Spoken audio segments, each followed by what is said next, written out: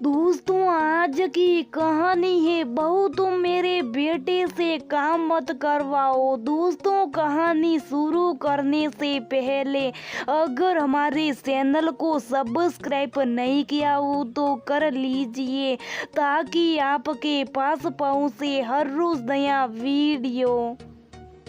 मनोरमा, आज तुम्हारी तबीयत ठीक नहीं लग रही। आज ऑफिस से छुट्टी क्यों नहीं ले लेती? मानवेंद्र ने कमर दर्द से कह रहा थी पत्नी से कहा, कितनी छुट्टी लूं? मानवेंद्र, तुम्हें तो पता है ना मेरी तबीयत के बारे में। कल डॉक्टर ने कहा तो था कि मेनोपॉज शुरू हो गया है, तो ये सब परेशानियों तो कुछ दिन चलती रहेगी, पर आज कुछ ज्यादा ही दर्द हो रहा है और ब्लीडिंग भी बहुत है। पर आज 31 मार्च से क्लोजिंग डे है, वो सबकी सैलरी की फाइल मेहनत करनी है, ज्यादा जरूरी। तुम प्लीज आज लंच बाहर कर लेना, मैं अम्मा जी के लिए दाल चावल बना लेती हूँ। तुम तो जानते हो कि वो खाने को लेकर कितना हंगामा करती हैं।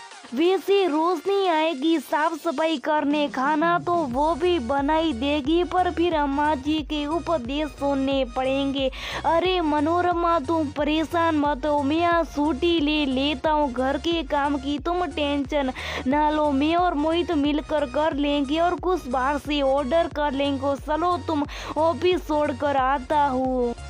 पर मानवेंद्र, अभी अम्मा जी नहा कर आती होगी, पूजा के बाद उन्हें तुरंत नाश्ता चाहिए होता है।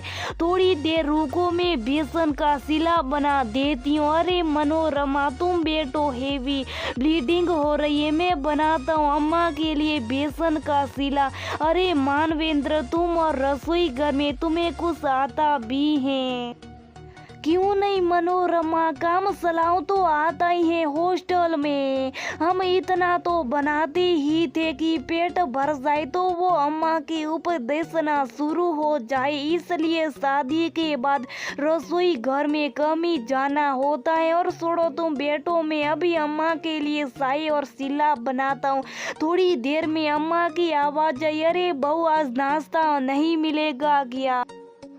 मनोरमा उठकर आने वाली थी कि अम्मा जब तक रसोई घर में पहुंच चुकी थी। मानवेंद्र को देखकर उनका पारा सट गया और शुरू हो गई, हे भगवान, आजकल की औरतें कैसी है जो अपने आदमी से काम करवाने लगी हैं। महारानी अंदर बिस्तर पर पड़ी और तू जोरू का गुलाम, इसीलिए तुझे इंजीनियर बनाएगी। तू बीवी के लिए खाना बनाए। अम्मा, बीवी के लिए नहीं, आपके लिए नाश्ता बनाए, ये लीजिए गर्मा गर्म चाय और सिला। अरे चुप कर बेशरम, कभी अपने बाप को भी देखा है रसोई घर में जनानियों को तरह काम करते हुए? तुझे शर्म नहीं है? इस घर की इज्जत मिट्टी में मिलाते हुए सोरे भी कोई काम करने के लिए होते हैं। तुझे देखकर मोहित ना सीख जाएगा, फिर वो भी शादी के बाद बीवी का गुलामी बना रहेगा। अम्मा, आप भूल गई क्या, जब आप घर का सारा काम करती थी तो कितना थक जाती थी? जब मैं ना समझता, पर मुझे लगता था कि आपको भी कोई मदद की जरूरत है। पिताजी तो किसी काम को हाथ तक न लगाते थे।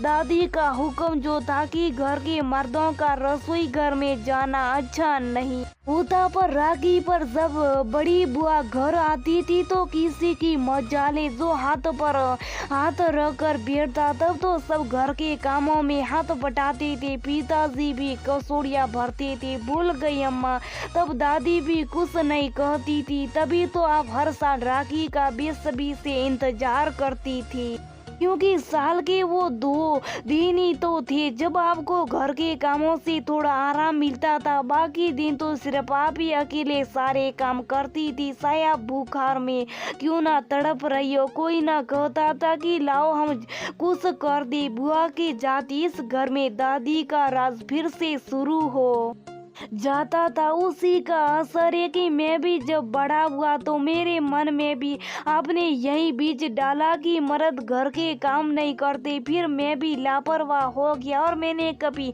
सोचा ही नहीं कि मनोरमा को भी घर के कामों में मदद की इच्छा होती होगी। अम्मा कितने खुद गरज है ना हम लोग, जो सारा काम घर की बहू पर ही डाल देते।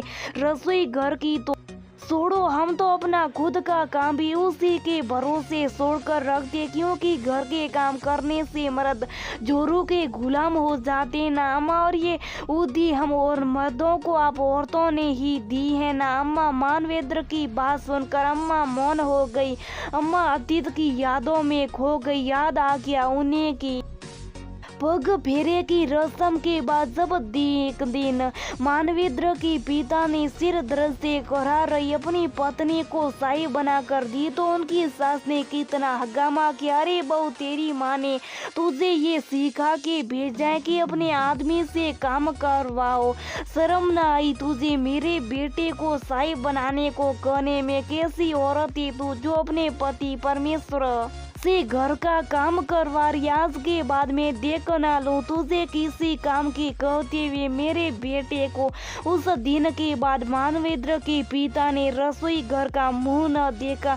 अम्मा की आंखों से आंसू बह रहे थे। मानवेंद्र ने अम्मा का हाथ पकड़ा और कहा, अरे अम्मा कहाँ खो गई? शायद ठंडी हो रही और ये कि आपकी आंखें नम क्यों हैं?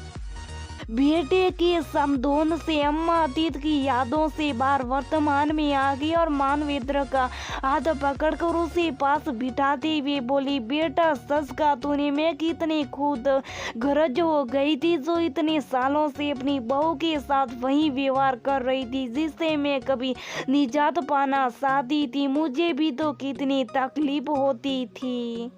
घर का सारा काम करने में कितना दर्द होता है रात को कमर में। मुझे याद है जब तू रात को अपने नन्हे हाथों से पैरों और कमर को सहलाते हुए कहता था कि माँ क्यों करती हो सारा काम घर का अकेले? पिताजी या दादी से कुछ कहती क्यों नहीं तो मेरे मासूम सवाल को टाल दिया करती थी पर दोस्ती जरूर थी कि काश यही बात तेरी दादी या पिता के मन में भी कभी आए। कभी तो उन्हें भी एहसास हो कि मैं भी थक जाती हूँ अकेले काम करते करते। पर शायद ये ज्यादातर बहुओं की किस्मत की तरह मेरी भी किस्मत में न था। पर सोचती थी कि जब मेरे घर में बहू आएगी तो उसे ये सब न सहना पड़ेगा। पर पता नहीं ये सोच मेरे सास बनते ही कहाँ बोझिल हो गई। शायद मैं भूल गई कि मैं भी कभी इस तरह से गुजरी थी। मुझे खुशी बेटा कि तूने मुझे आईना दिखा दिया कि परिवर्तन जरूरी है, रिश्तों में जरूरी नहीं। जो हमारे साथ हुआ है उसी परंपरा को हम पीढ़ी पर पीढ़ी बढ़ाते रहे। मेरी बुद्धि पर लाला क्यों पड़ गया था जो बहू का दर्द मुझे नजर नहीं आया। अम्मा साई और शिला लेकर डाइनिंग टेबल पर बैठ गई। पास में पोता मोहित और मानवेंद्र भी नाश्ता कर रही थी। थोड़ी देर में मनोरमा आई और कहा, मानवेंद्र चलो मुझे ऑफिस छोड़ दो, लेट हो रहा। और अम्मा जी आज तबीयत थोड़ी ज्यादा खराब थी तो मानवेंद्र को रसोई घर में जाना पड़ा सिर्फ इनकी जिद के कारण। शाम को मैं ही खाना बनाऊंगी, आप चिंता ना करें। बहू की बात सुनकर अम्मा जी ने फिर उपदेश देने शुरू कर दिए पर इस बार ये उपदेश कुछ अलग थे। सुन बहू, तू आराम से ऑफिस जा। मुझे मानवेंद्र के हाथ का शिला और शाही पसंद आया। सोच रही हूँ कि शाम को इसके हाथ की खिचड़ी ही खाऊं। अम्मा की बात सुनकर मनोरमा मुस्कुरा दी। उसके कमर का दर्द भी उसकी मुस्कुराहट में छुप गया था।